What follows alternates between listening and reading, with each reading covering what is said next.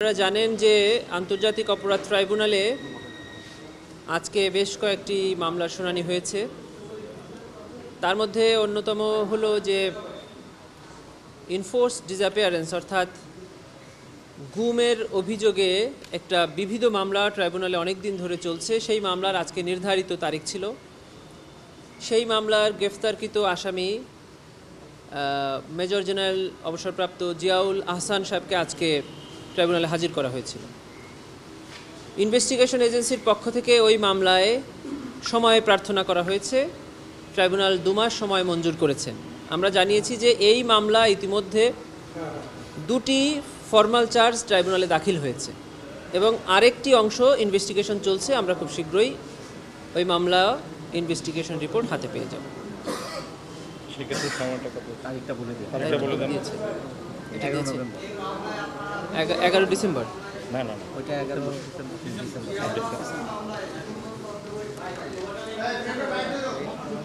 এটা আসলে সাবেক প্রধানমন্ত্রী শেখ হাসিনা, সাবেক নিরাপত্তা উপদেষ্টা জনাব তারেক সিদ্দিক সাহেব সহ বেশ কয়েকজন আসামি ছিল। তার 2টি অংশ তদন্ত প্রতিবেদন দাখিল হয়ে ফর্মাল চার্জ আকারে ট্রাইব্যুনালে দেওয়া হয়েছে। তার প্রসিডিং শুরু হয়েছে।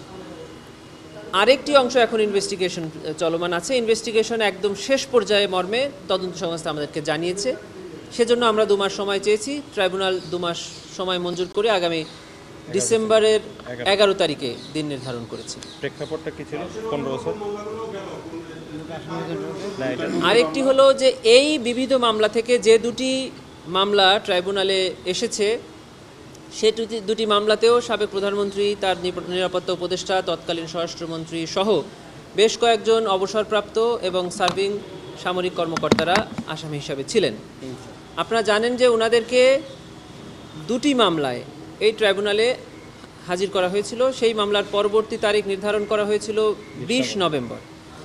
প্রসিকিউশনের পক্ষ থেকে আজকে একটি আবেদন করে এই মামলার তারিখ পরিবর্তনের জন্য আমরা একটা প্রার্থনা করেছিলাম।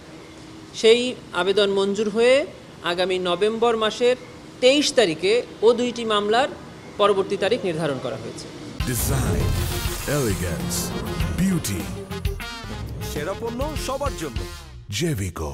অতএব ওনাদেরকে পরবর্তী তারিখ যেটা 20 নভেম্বর ছিল সেটা পরিবর্তিত হয়ে 23 নভেম্বরে পরিবর্তিত হয়েছে এবং স্থানান্তরিত হয়েছে। এটা আমরা প্রসিকিউশনের প্রিপারেশনের কারণে আমরা প্রসিকিউশনের পার্সোনাল ডিফিকাল্টিজ আছে মর্মে উল্লেখ করে এই আবেদনটি করেছিলাম। 3 দিন শিফট করেছি। যথাযথ প্রস্তুতি। জি। আরেকটি মামলায় আমরা তারিখ পরিবর্তনের আবেদন করছি। সেটা হলো জুলাই গণঅভ্যুত্থান চলাকালে রামপুরাতে যে মানবতা বিরোধী অপরাধের অভিযোগে এখানে আরেকটি 4 জন আসামি করে এখানে ফর্মাল চার্জ দাখিল করা হয়েছিল। সেখানেও 2 জন সামরিক কর্মকর্তা আছেন। সেই মামলাটিও আমরা তারিখ পরিবর্তনের আবেদন করেছিলাম। সেটিও মঞ্জুর করে, সেটির তারিখ ছিল 5 নভেম্বর, সেটিও পরিবর্তন করে 24 নভেম্বর করা হয়েছে। জি জি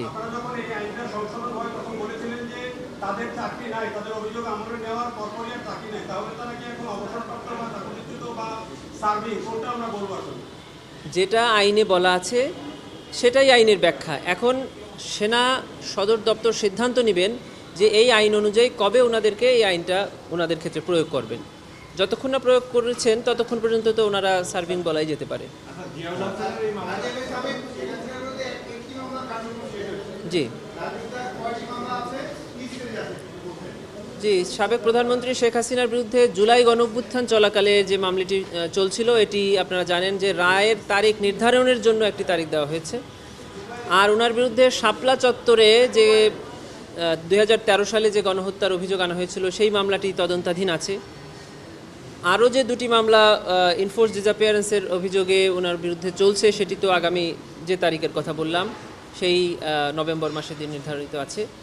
এই কয়েকটি মামলায় ওনার বিরুদ্ধে আছে।